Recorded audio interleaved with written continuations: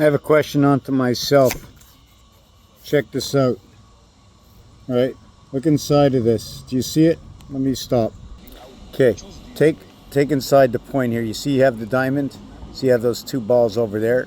See that one ball over there? My question is, what is what and what is where? You see that diamond shape over there? When you look at it this way, right, like that, it could be the roof. Right? I can reconnect this over here. And then this would be that dimension of that roof, understanding your perception. And it could look like also what is a fold, right? You can see this when you look at Caisse Populaire. It's a bank in Canada.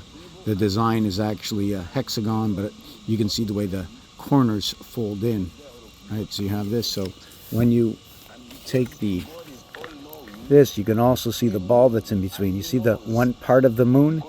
Okay, now why is that light? Is it light bouncing off of something? You see the crown over here where it sort of looks like the E worlds or the 3? Or when you turn it this way, right? When you turn it this way, over here you see that. Is that the split M? Is that the W? Because the reality of M, right? The reality of M is, let me show you.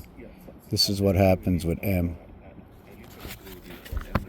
See the expansion of those lines between M and W, right? The 23rd and the 13th letter. The V is what brings them both together. In Chaldean, they become 666, UVW, right? At the same time, this because what is D? Okay, and I'm going to just do it the easy way, right? You see that?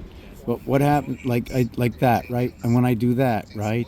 The thing is, once I take out when you're looking at angle, up like that, 159, you're going up by 4. When I go up this way, I'm going up by 2. So when you create this, it's 4, 2. And what happens is this one surpasses this way. This one surpasses this way. The 4 goes over to the 2. The 2 goes over to the 4. And then it joins into happy medium. The thing is, when you draw this over here, just give me a second.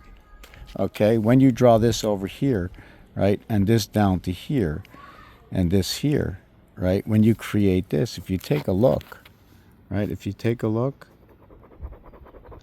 you created the letter R. And then you take a look on the other side, right over here, right, you created the letter R. So now when you connect it together, over here, it'd be R, R, right, going this way, you split it here. And then it'd be R going this way, splitting it here. So every single one of these are going to be what is an R letter.